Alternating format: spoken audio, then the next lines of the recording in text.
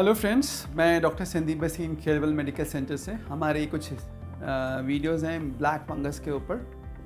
आज हम बात करने वाले हैं कि क्या ट्रीटमेंट है ब्लैक फंगस की डायग्नोसिस के बाद। देखिए, अगर ब्लैक फंगस एस्टैब्लिश हो गया है, ग्रो कर गया, सबसे पहले उसको सर्जिकली उस हिस्से को रिमूव करना पड़ेगा जिसको हम डिब्राइडमेंट बोलते हैं। और अगर हम डिब्राइड करके उस हिस्से को नहीं रिमूव करते तो कोई भी मेडिसिन उस पर काम नहीं करेगी, क्योंकि वो हिस्सा डेड हो चुका है।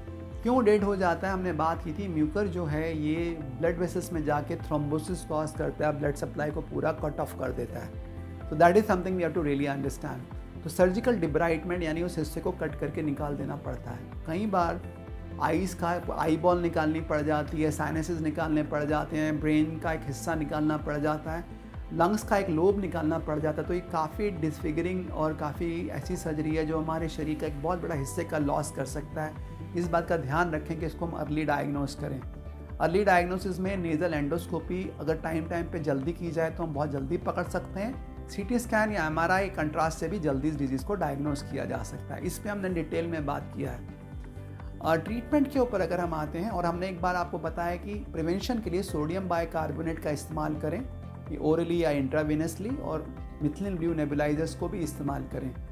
ट्रीटमेंट के लिए अगर ये डिजीज़ हुआ है तो एम्फोटेरासिन बी, खास करके लाइपोसोमल एम्फोटेरासिन बी का सबसे अच्छा रोल माना जाता है आफ्टर सर्जिकल डिब्राइडमेंट। एम्फोटेरासिन बी जो है, इसके बहुत सारे साइड इफ़ेक्ट्स हैं और ये हमारे किडनी को डैमेज कर सकती है। खास करके अगर एम्फोटेरासिन बी काम नहीं कर रही तो पॉसिकोनाजोल करके एक दवाई है, इसको इस्तेमाल किया जाता है। और रिसेंटली इजरवाकोनाजोल करके एक मेडिसिन है जिसका इस्तेमाल किया जा रहा है in the treatment of this black fungus. ये तो क्लासिकल दवाइयाँ हैं जिसको इस्तेमाल करते हैं। कुछ ऐसी अल्टरनेटिव मेडिसिन हैं जैसे ओजोन थेरेपी, जिसका अभी काफ़ी रोल आ रहा है। अलॉन्ग विद दिस मेडिसिन अगर हम देते हैं तो ये हम म्यूकर को कंट्रोल करने में काफ़ी इफ़ेक्टिव है। सोडियम बाइकार्बोनेट इंट्रावेनसली फंगस की ग्रोथ को कम करता है, तो इसको यूज़ किया जा सकता है।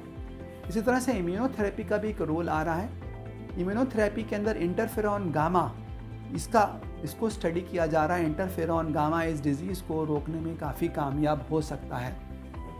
एंड ऐसे ही एक इम्यून मॉड्यूलेटर मेडिसिन है नोवोल्यूमैब एक वो मेडिसिन है जो हमारे इम्यून सिस्टम को अब रेगुलेट करती है। इट इज़ PD-1 इनहिबिटर, और ये ऐसी मेडिसिन है जिसको इंटरफेरॉन गामा के साथ इस्तेमाल किया गया है in the case of black fungus. इससे उनको काफ़ी अच्छे रिजल्ट्स मिले हैं in the conditions of the black fungus अगर इसको हम यूज़ करते हैं। थाइमोसिन अल्फा एंड GM-CSF यानी ग्रेनोसाइट मैक्रोफेज कॉलोनी स्टिमुलेटिंग फैक्टर के ऊपर भी काफ़ी स्टडीज़ हो रही हैं।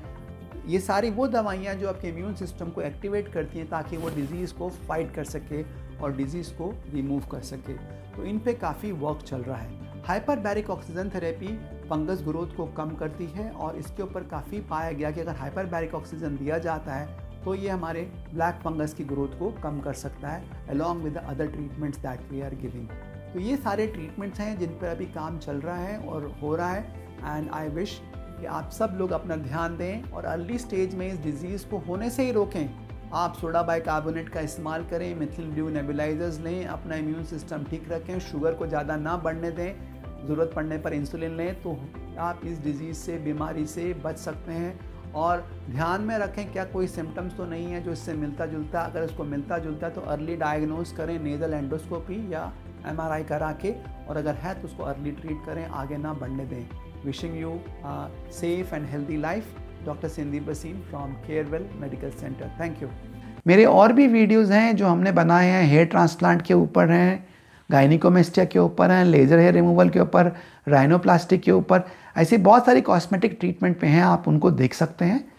मेरे और भी वीडियोज़ हैं जो हमने बनाए हैं, हेयर ट्रांसप्लांट के ऊपर हैं, गायनिकोमेस्टिया के ऊपर हैं, लेज़र हेयर रिमूवल के ऊपर, राइनोप्लास्टिक के ऊपर, ऐसी बहुत सारी कॉस्मेटिक ट्रीटमेंट पे हैं, आप उनको देख सकते हैं।